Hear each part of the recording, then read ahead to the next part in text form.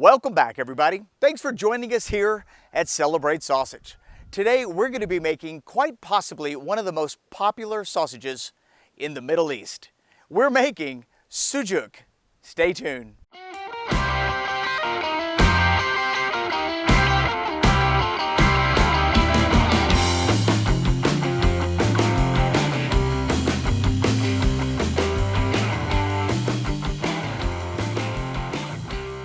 Sujuk is an incredibly exotic sausage and can be found all over the Middle East. Places like Lebanon, Egypt, Syria, Iran, Turkey, Armenia all have their own version of Sujuk. And depending on where you go, the spice profile is not only going to change, but the protein may also change. You can find Sujuk with all beef, beef and lamb, pork, beef and pork, a combination of all of the above. It's a wonderful sausage, and there are millions of variations. You might even find this as a fully dried, fully cured salami. You might find it as a semi-dried, cooked sausage, or as a raw sausage. In today's video, we are very excited to welcome Meredith Leigh. She's going to be joining us remotely as we prepare Sujuk in our kitchen. So let's jump right on into it. Welcome to Celebrate Sausage, Meredith. Are you feeling it today? Hey, Eric. I'm great. How are you? I'm feeling it. I'm really excited. Thanks for doing this. Why don't you go ahead and tell everyone who's watching who you are and the books that you've written and what you've got going on right now? Sure. So I am a farmer, butcher, writer person who runs around the world normally, running my mouth about good meat and and charcuterie. And I have started putting all of that knowledge onto an online course. And so most of my time now is spent making sausages, making bologna, smoking meats, and recording myself doing it and making it available to anybody who's interested in that kind of skill building. So my books are the Ethical Meat Handbook and Pure Charcuterie, sort of born out of my work owning a butcher shop and restaurant and kind of seeing that we really still lacked a lot of the vocab and the culinary know-how to make the best use of a really good meat product. And so I've moved, into an educational role as a result. Okay, so let's talk about your online course, because from what I know about you, you like to go into the complexities of making sausage. I mean, one of the things for me that's been so fascinating about sausage making is understanding the science of what's going on and why it works and what happens when it doesn't. So I think, for people, sometimes it's pretty disenfranchising to see like dry milk powder in a recipe and not know why the frick you need to put it in there, right? So if somebody's there to explain what actually that ingredient is functioning to do, then you get to go wild with creativity. And based on the information that then you're set free in your sausage making skills to create, whatever it is that you want. So my online course is called The Art of Charcuterie, and it covers a bunch of different stuff. It covers butchery, dry curing whole muscles, sausage pate, salami, fermentation and curing, smoking, making confit, rillette, terrine, and I'm constantly adding content to it. But I want viewers to be sure to check out the description box because you're going to find links to my course there. And we're offering a special in honor of Celebrate Sausage where we're giving a discount. Be sure to check that out and pick a class that you want to get going with.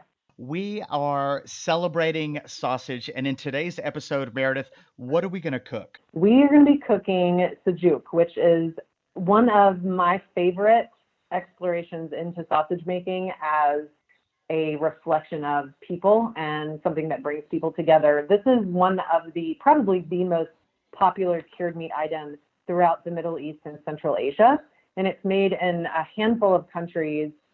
There are millions of variations on it, but we're going to be making one such variation of that today. That sounds amazing. Let's get started. What meat is typically used for Sujuk? For Sujuk, typically beef is used, but in non-Muslim countries, pork can be used or a combination of beef and pork fat. It's really up to whoever is making it. Okay, now it's time to grind our very chilled beef and pork fat through the coarse plate. I'm going to take half of that and then regrind it. Does it really make a difference how it's ground? It's really up to the maker what kind of texture you want. I just recommend sort of a variation of texture to give a more pleasant eating experience. Now we're ready to mix in the spices. We're using salt, of course, Aleppo pepper, fenugreek, sumac, cumin, allspice, and cinnamon, which is more along the lines of a Lebanese or a Turkish preparation, but you might see substitutions, of savory instead of fenugreek if you were going more towards the Armenian persuasion, and the flavors are going to really vary based on where the product is being made. I know there's going to be a handful of people concerned about the safety of this product, being that we're not adding a starter culture. What do you think about that?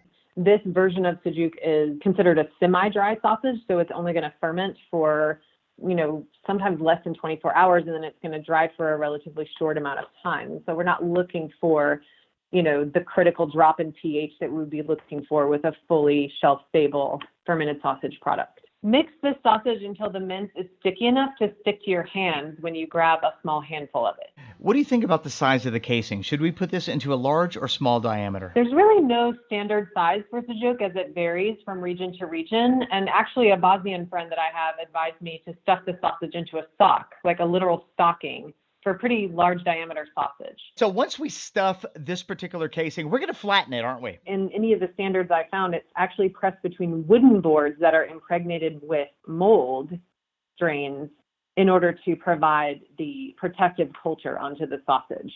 But in this video, using sheet pans is absolutely acceptable to get that traditionally flat sausage that you're going for with Sujuk. I've got some weights to help flatten the Sujuk. Anything heavy works, but we're going to let this hang out at room temperature so that it can ferment for 24 hours. Next, it gets hung to dry for a relatively short drying period.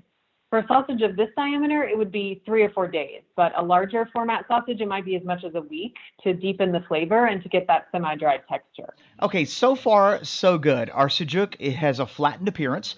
It's been fermenting for 24 hours, and now it's time to dry it. This is the semi-dried element of this particular sausage.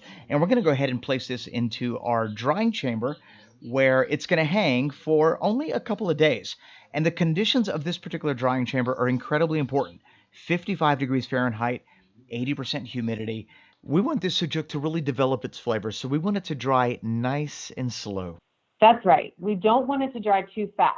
And it looks like you have a great mold culture there. That's exactly what we're looking for on a standard Sujuk, is to have that protective mold on the outside. This particular mold, for those of you that are curious, is one called Penicillium nalgiavense. It's in the family of Penicillium camemberti or Penicillium roqueforti, the typical molds that you would find used in cheese. But this particular mold is used in charcuterie. It grows really fast and it keeps bad molds from growing on your meat. It's completely edible and adds a whole nother dimension of flavor to whatever it's growing on. So I'm going to go ahead and cook this up. Is there a good way to eat this? You can eat this however you want, but I've learned that it's really traditional to eat this with eggs. And so what you're doing here is slicing and sauteing it. That's my preferred way of doing it. You can cook it whole or even think about smoking it, but the way you have it sliced here and are pouring the eggs on top of it, I think is fantastic. It's definitely super traditional in terms of how Sujuk might be eaten. And I love how during the cooking process, the fat from the Sujuk slightly rendered, giving the egg a Sujuk flavor. That's right. And it's actually written about a lot that you shouldn't add any fat to the pan because the sausage itself is going to provide the fat for cooking the egg. So you did it right. Okay, now for the moment of truth. We're going to put some of that creamy egg yolk, get it all into that beefy Sujuk. Oh, gosh. This smells incredible, by the way. Let's give it a little taste and see what it's like. Looks delicious. Okay, how do you even describe something this exotic? The flavors come together beautifully. You get the cinnamon and cumin with the rose petal, and then there's the egg yolk. This is such a great sausage, and what a great way to eat it. What an awesome sausage, and the flavor profile is out of this world. What I love about Sujuk is that there is so much room for creativity with this sausage, not only in the spices that you choose to use, but in the proteins that you decide on. We want to thank Meredith for joining us on this episode and for sharing her recipe of Sujuk. You can find a copy of her recipe and a link to her channel in the description box below. Also in the description box below is a link to Meredith's Charcuterie Intensive Workshop. She's got courses on everything related to charcuterie. I think you're going to love it. She's extended a discount code for those of you watching Celebrate Sausage, so don't forget to apply that. And if you have any questions about this project, leave them in the comment section. Thanks for watching. Stay tuned because tomorrow we've got a brand new episode as we're just getting started. See you then. Bye-bye.